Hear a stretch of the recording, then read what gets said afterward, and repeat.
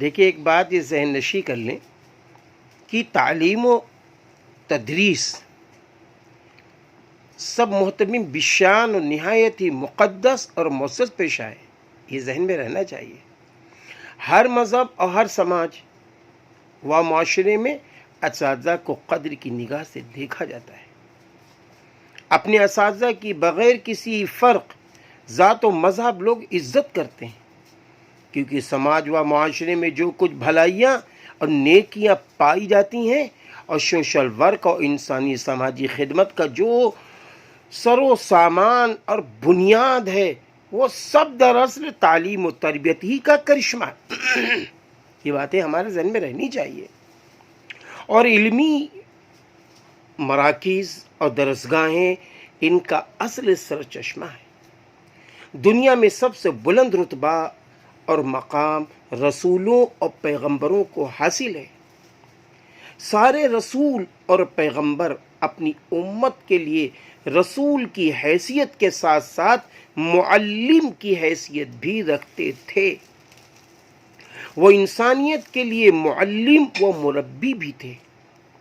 قرآن مجید نے ان کی انبیاء علیہم السلام کی اس حیثیت کو بیان کیا ہے۔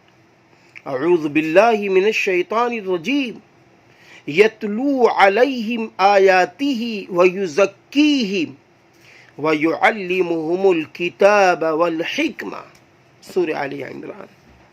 آپ صلی اللہ علیہ وسلم نے اپنے سلسلے میں منصب رسالت و نبوت کے ساتھ جس حیثیت کو بہت زیادہ نمایاں فرمایا وہ یہ ہے کہ آپ امت کے لیے معلم اور استاد کی حیثیت سے ہیں۔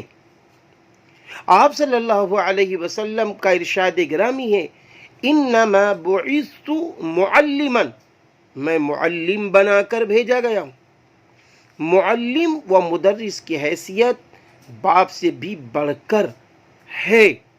باپ اولاد کے لیے دنیا میں آنے کا ذریعہ اور واسطہ ہے، جبکہ استاد بچے کو دنیا برتنے، اچھے سے اچھا انسان اور شہری بننے اور رب کی معرفت جاننے اور خدا کو راضی کرنے کا ذریعہ اور واسطہ بنتے ہیں۔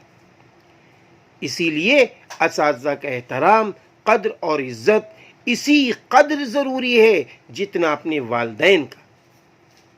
روایت میں آتا ہے میرے دوستو، یہ بات سمجھنے کی روایت میں آتا ہے کہ مشہور صحابی علم و تفسیر و حدیث کے سمندر اور حدیث کی نقل و روایت، فہم و درایت میں اعلیٰ مقام رکھنے والے حضرت عبداللہ بن عباس رضی اللہ عنہما اس قدر بلند و بالا مقام رکھنے کے باوجود حضرت زید بن ثابت انصاری رضی اللہ عنہ کی سواری کی رکاب تھام لیتے اور فرماتے ہمیں اہل علم کے ساتھ اسی طرح سلوک اور برتاؤ کرنے کا حکم دیا گیا۔ مستدرک اور حاکم میں روایت موجود ہے۔ میرے بھائیوں، ہمارے بہت سے اسلاف اور اکابر کے بارے میں ان کی سیرت و سوانح لکھنے والوں نے لکھا ہے کہ وہ اپنے اساتذہ کا احترام اس قدر کرتے کہ ان کے گھر کی طرف پیر کر کے سوتے نہیں تھے، کہیں بے ادبی نہ ہو جائے۔